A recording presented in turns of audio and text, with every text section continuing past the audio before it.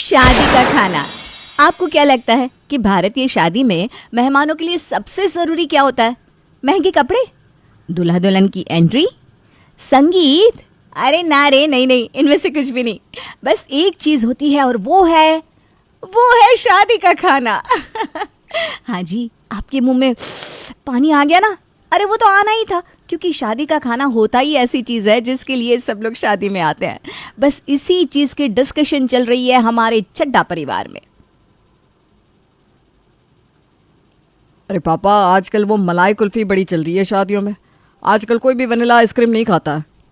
अरे हमारे यहाँ मेहमान आइसक्रीम ऐसे खाते हैं जैसे कि मुखवास खा रहे हैं, प्लेट पे प्लेट लेते ही जाते हैं। इसलिए मैं कह रहा हूँ कि वनीला की आइसक्रीम ही करवाते हैं, वही सही रहेगा। नहीं नहीं पापा, मेरी शादी कौन सी रोज़ रोज़ होनी है। नहीं नहीं, हम लोग थोड़ी अच्छी चीज़ें रखवाते हैं, यही सही रहेगा। ठीक है सानू, फिर ना कहना कि पापा जी शादी में आइसक्रीम ख़त्म हो गई थी जल्दी जल्दी। हमारे तरफ के लोग तो खाना शुरू होने से पहले ही मिठा खाते हैं और खाना शुरू होने के बाद भी। वो सब तो ठीक है पापा, लेकिन हम खाने की कैटरिंग किसको देने वाले हैं? पापा आजकल ना सारा कॉन्ट्रैक्ट थालियों पे ही दिया जाता है। वो अपने अरोरा जी का बेटा है ना, वो इसी बिजनेस में है। मैं तो कहता हूँ हम उसे ही पूरी शादी का ऑर्डर दे देते। हाँ, मुंडा सही कह रहा है। हम पूरा ऑर्डर उसी को दे देते हैं। जितने लोग होंगे उतने का खाना बनवा देंगे। पापा जी, लेकिन शादी में ना एक चाट का काउंटर तो लगवाना ही पड़ेगा। अरे हाँ हाँ बेटा, क्यों नहीं, ज़रूर लगवाएंगे। वैसे तो तुम्हारे बुआ सास भी कुछ कम नहीं है, उसे भी चाट बड़ी पसंद है। अरे जीजी को क्या पसंद नहीं, वैसे तो कहती रहती है मेरे सीने में जलन हो रही है, लेकिन जब खाने की बारी आती है ना तो सबसे पहले उनकी ही प्लेट सामने आ जाती है। अरे जीजी तो फिर भी ठीक है, लेकिन जीजी के पति उससे भी अतरंगी है। पता नहीं क्या ही करेंगे शादी में आकर। अरे पापा जी, आप वो सब छोड़िए, सबसे पहले ये डिसाइड कीजिए कि शादी का खाना बनवाना किससे है। भैया आप कह दो शमशेर को, वो आ जाएगा कल बात करने, फिर देखते हैं वो आखिर क्या कहता है। ठीक है, कल ही उसे बुला लो, देखते हैं वो क्या रेट कहता है एक थाली का।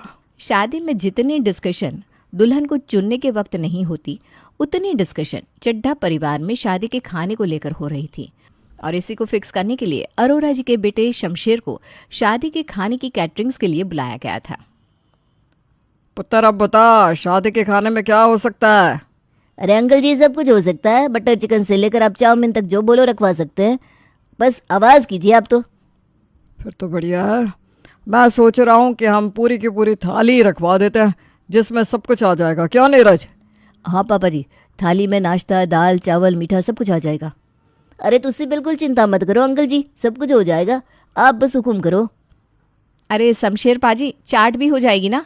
अरे परजाई जी, आपके लिए तो स्पेशल चाट भंडार होगा, आप क्यों चिंता करती हैं? पापा जी, फिर तो डन कर दीजिए आप। मुझे शमशेर भैया की कैटरिंग बड़ी ही पसंद आ रही है। अरे हमारा काम ही ऐसा है, एक बार आएंगे बार बार बुलाएंगे। वो सब तो ठीक है, लेकिन इसका कॉस्ट कितना होगा शमशेर पाजी? अरे अंकल जी तो मेरे पापा के दोस्त हैं, इनसे मैं ज़्यादा थोड़ी ना लूँगा। आप ज़रा बता दीजिए लोग कितने आने वाले हैं, उस हिसाब से पर थाली का रेट आपको बता देता हूँ। 500 लोग तो भाई आने वाले हैं शादी में, ऐसा समझ कर चलो। हाँ तो मेरी थाली का रेट 2000 रुपये है। क्या 2000 रुपये पर थाली? ये तो बस आपके लिए अंकल जी, वैसे इसमें ना मेरा कुछ भी बचने वाला नहीं है। इसका मतलब हम 10 लाख बस शादी के खाने पर खर्चा करने वाले हैं? अरे इतने में तो नीरज की 2 बार शादी करवा दूं। अब मजाक अच्छा कर लेते हैं। मैं मजाक नहीं कर रहा हूँ, सच कह रहा हूँ। अरे नहीं नहीं नहीं, 10 लाख तो नहीं होगा भाई मेरे से। शमशेर पाजी, आप कुछ सही सही रेट लगवाइए ना, ऐसा मत कीजिए प्लीज़। अंकल जी मैं तो कहता हूँ आप पर थाली के बजाय रसोईया क्यों नहीं बिठा देते? मैं यहाँ 3-4 दिन तक मंडप बंधवा दूंगा, आप उन्हें जो कहते जाएंगे वो बनाते जाएंगे। आप भी खुश, आपके मेहमान भी खुश, आपको बस उन्हें राशन ला कर देना है। बोलो अब क्या कहते हैं आप? हाँ पापा, मैंने भी यही आइडिया सही लग रहा है। हम हलवाई बिठा देते हैं, मंडप लगा रहेगा, गरम गरम खाना बनता रहेगा और मेहमान खाते भी जाएंगे। हाँ पापा जी, जो भी राशन होगा हम वो ला कर दे देंगे, इसमें हमारा खर्चा भी बच जाएगा। क्या कहते हो आप? तो ऐसा ही कर दो फिर। हाँ तो मैं कल सुबह ही हलवाई और मंडप वाले को भिजवा देता हूँ अंकल जी। पापा जी, मेरी चाट मैं आपके लिए बाजार से भिजवा दूँ, आप कहो तो। ओए तू चुप कर कुड़िए, चाट चाट लगा रखा है। शादी के खाने का मंडप तो लग चुका था। अब बारी थी मेहमानों के आने की और शादी के खाने पर टूटने की मेरा मतलब उसे खाने की। और चड्ढा परिवार में तो इतने और तरह के मेहमान थे कि मैं आपको क्या ही बताऊं, इसलिए मैं आपको बताती नहीं हूँ, चलिए दिखाई देती हूँ। एक तरफ आलू के गर्मा गर्म पराठे बन रहे हैं। अरे आलू के पराठों के ऊपर मक्खन तो है ही नहीं। मुझे तो इसमें आलू भी नज़र नहीं आ रहा जीजी, मैं तो बस पेट भरने के लिए खा रही हूँ। सुबह से 10 पराठे खा चुकी है, फिर भी कह रही है पराठे अच्छे नहीं है। और भैया मैंने तो इतना मक्खन डाला है पराठों में कि एक मछली उस पर तैर सकती है, फिर भी इन्हें मक्खन ना दिखाई दे रहा ना आलू। अरे चलो पाजी, क्या हुआ, रुक क्यों गए? अभी तो मेरे दांतों को भी नहीं लगा है नाश्ता। अरे पता नहीं ब्रिजेश भाई साहब ने क्या सोचकर आलू के पराठे नाश्ते में रखवा दिए, मुझे तो समझ में नहीं आ रहा। अब क्या कर सकते हैं, पेट को 2 टुकड़े तो देने ही है। अरे चलो पाजी, डालो ना आलू के पराठे। अरे अभी नहीं बन सकते आलू के पराठे बहन जी। क्यों नहीं बन सकते? मैं दूल्हे की बुआ हूँ। अरे बुआ है तो भी नहीं बन सकते, मैं कह रहा हूँ ना। अरे क्या हो गया पाजी? अरे देखिए भाई साहब, ये क्या कह रहे हैं कि आलू के पराठे अब नहीं मिल सकते? अरे क्यों पाजी, क्यों नहीं बन सकते? अरे राशन ख़त्म हो गया। लेकिन मैं इतना सारा राशन तो लाया था, 700 लोग खा लेते हैं। अरे यहाँ एक इंसान 10-10 पराठे खा रहा है, कहाँ से पूरा पड़ेगा राशन भाई साहब? अरे इन बुआ जी ने कम से कम 11 पराठे तो खा लिए अब तक। अरे मैंने तो बस चखे चखाने भर के ही खाए अभी, मुझे तो कुछ खास पसंद भी नहीं आए इतने। 11 पराठे चखने चखाने के? अच्छा चलो ठीक है, मैं और राशन मंगवा देता हूँ। भाई साहब हमारे लिए भी कुछ खाने का मंगवा दीजिएगा, हम भी पराठे बनाते बनाते थक गए हैं। तो ये होता है शादी वाला घर, सॉरी शादी वाला खाना, जिसकी हर कोई बुराई भी करता है लेकिन छोड़ता भी नहीं है। लेकिन चड्ढा परिवार में अभी फूफा जी की एंट्री होनी बाकी थी। उनके आते ही ये शादी वाला घर कुछ और ही रंग दिखाने वाला था। अरे इतनी सुबह बाहर कौन चिल्ला रहा है? मुझे नहीं पता, मेरी तो खुद की आँख इन्हीं चीखों की वजह से खुली है। अरे कौन है बेवड़ा जो सुबह सुबह पीकर हंगामा कर रहा है? आजकल पता नहीं इस मोहल्ले में कौन कौन लोग रहने आ गए। अरे होगा कोई लफंगा आवारा सा, जिसका खानदानी नहीं होगा, इसलिए वो सुबह सुबह हमारे दरवाजे पर खड़ा चिल्ला रहा है। मैं तो कहती हूँ पुलिस में शिकायत दर्ज कर दो, ऐसे लोगों के खिलाफ करनी चाहिए।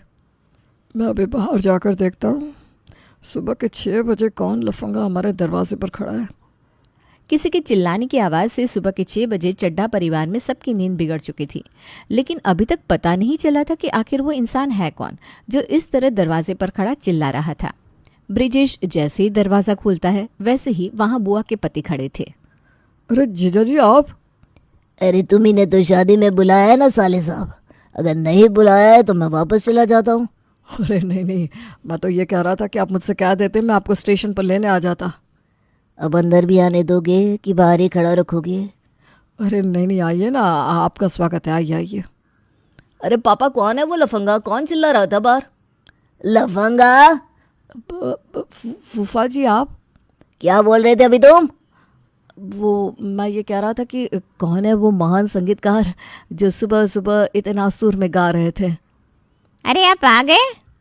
शादी वाला घर है, ना कोई खाना बन रहा है ना कोई स्वागत हो रहा है। बस अभी हलवाइयों को बुलाता हूँ जीजा जी। और सुनो, आज नाश्ते में? अरे आज तो बढ़िया नाश्ता रखवाया है हमने, राज कचौरी, पालक पत्ता चाट, जलेबी और भी बहुत कुछ। अरे नहीं नहीं नहीं नहीं, आज हमारी पसंद का नाश्ता बनेगा। अरे फूफा जी आप बता दीजिए, हलवाइयों से आपकी पसंद का ही खाना बनवा देंगे हम। हाँ हाँ, इस घर के बड़े जमाई हैं आप, तो इतना तो हक बनता है आपका। आज नाश्ते में मैगी बनवाना। क्या मैगी? हाँ, और खाने में मूली के कोफ्ते, पालक की रोटी, टिंडे की टिक्की और मीठे में चुकंदर की मिठाई।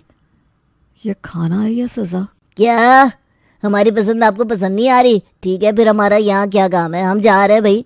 अरे नहीं नहीं नहीं नहीं, ऐसा नहीं है, मैं अभी मैगी बनवा देता हूँ, बस 2 मिनट लगेंगे। लो हो गया कल्याण। ऐसा लग रहा है कि हम आज शादी का खाना नहीं, किसी सेंट्रल जेल का खाना खाने वाले हैं। अरे चुप करो ना, अगर जीजा जी ने सुन लिया तो फिर मुंह फुला कर बैठ जाएंगे। पापा जी फूफा जी से पूछ लो ना, करेली की कोई आइटम नहीं खाएंगे क्या? अरे तू चुप बैठेगा कि एक चपेट लगाऊं? हो गया चुप, मैं तो बस सजेशन दे रहा था। फूफा जी ने आते ही शादी का मेनू बदल दिया, जिससे शादी का खाना जेल के खाने में बदल गया था।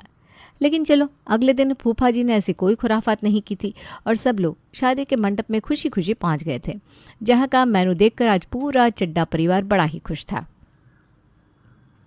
आज देखो खाने में पनीर और दाल मखनी रखवाई है। हाँ, मेरे मुंह में तो देखकर ही पानी आ रहा है। कल तो ये फूफा जी की वजह से कैसी कैसी चीज़ें खानी पड़ी थी, लेकिन आज तो मैं ये सब आलू टिक्की चाट पनीर पूरे दिल से खाऊंगी। मम्मी जी, आज तो शादी के खाने में डोसा भी रखा है, मैं तो जमकर खाने वाली हूँ। इसके बाद तो खुद ही खाना बनाना है घर पे।